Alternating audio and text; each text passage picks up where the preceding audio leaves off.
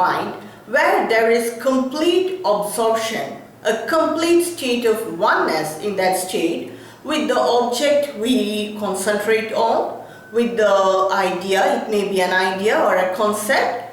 It is a complete state of oneness with it. And meditation is a practice which takes our mind gradually to that state of higher concentration, to that state of dhyana. But people have different views about dhyana. Basically, dhyana or meditation is a spiritual practice. Even when you practice it for spiritual purpose, there are a lot of benefits, side benefits for it. And you need not practice dhyana particularly for material benefits.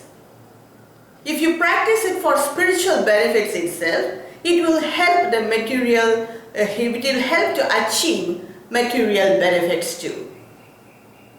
There are many types of dhyana, and each one has a particular purpose too. So we have to first know about our goal. And according to the goal, we have to select the dhyana according to it. The meditation practice we have to select according to our goal. For example, the people who are the devotees of Saguna Brahman or who follow Bhakti Yoga, they meditate on a form of God. They take their mind to the higher level or higher concentration level, that is to the level of dhyana, and they have complete absorption with that form of God. When they have that level of concentration, focus, when they can focus the mind to that level of concentration, our vibration becomes equal with that form, the vibration of that form. So we will know everything about that form, so that divine form. So people who practice Bhakti Yoga, they use meditation in this way.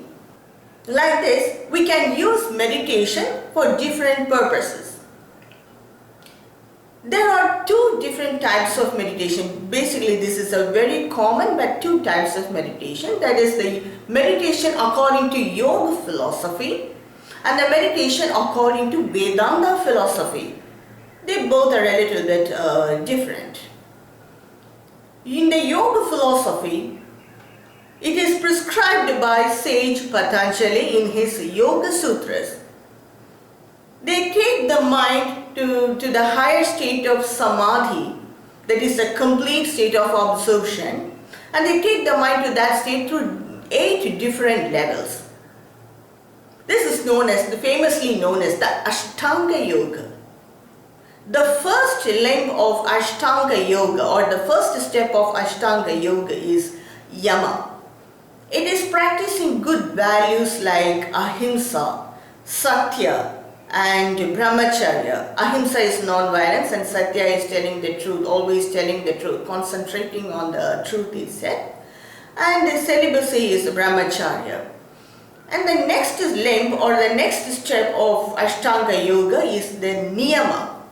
It is also practicing good values like purity of the mind and the body, contentment, and reading the scriptures or the self-study of the scriptures or going to the teachers where they teach the scriptures.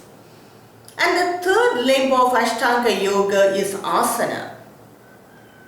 It is the different postures of the body through which we can take the mind to the higher level of concentration. And the fourth step of Ashtanga Yoga, the fourth limb of Ashtanga Yoga is pranayama. In pranayama, you control the vital energy by controlling your breath. By this, we can take the mind to the higher level of concentration.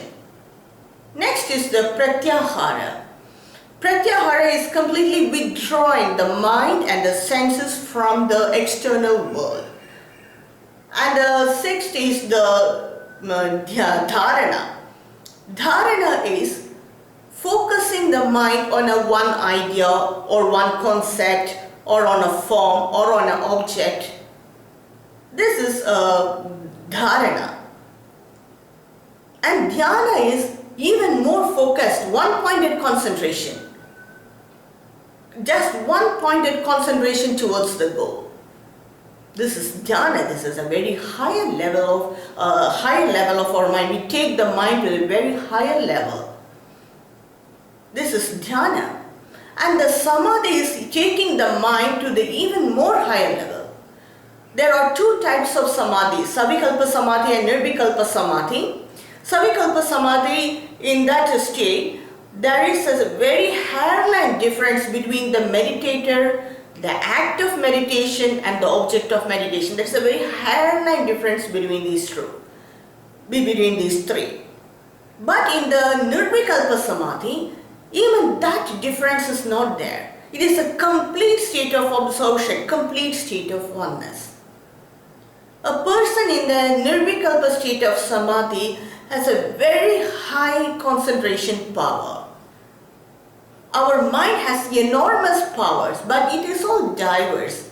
We have to focus all these powers, and that higher state of concentration, like nirvikalpa samadhi, all these powers are concentrated and focused.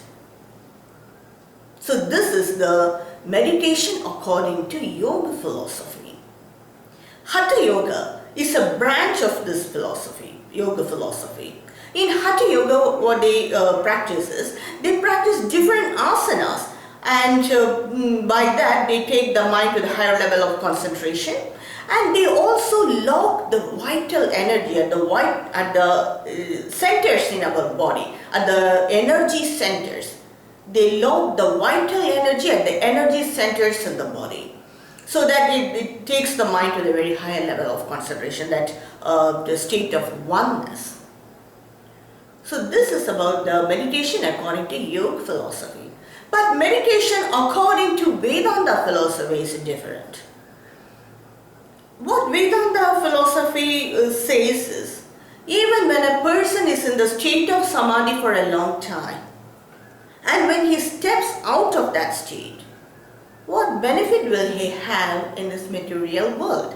How will he deal with the material world? When a person steps out of that high state of concentration, when he enters in the material world, he will be disturbed even by a very small disturbance. And he will be a very vigorous person of very high energy. So that's what Vedanta philosophy says is, samadhi is compared to another state of deep sleep. Moreover, what Vedanta philosophy says is, if the problem is ignorance, then its solution has to be knowledge. Definitely, dhyana cannot impart knowledge. Knowledge can be attained only by the Upanishads, or by the knowledge can be attained only by the Pramanas. And the Pramanas are the Upanishads, Bhagavad Gita, various Vedantic texts, Brahma Sutra and all that. Even that knowledge can take you to a certain level. After that, our mind will be molded in that state so that it will depart from that real self. So on this basis, Vedanta philosophy uses meditation as a practice to mold the mind for the higher knowledge. And it also uses meditation to establish Atma Jnana in the mind. The practice of using meditation to mold the mind for receiving the higher truth is called Upasana, and using meditation to establish Atma Jnana in the mind is called Nididhyasana. So Vedanta philosophy uses meditation in two ways, as Upasana and as Nididhyasana. And Vedanta philosophy says that meditation is only a step towards the goal. It is only a sadhana practice, and it is not the sadhyam goal. So these are the different views about meditation. and how Vedanta philosophy uses meditation to take the mind to that level, I will explain in my next video. Thank you for watching.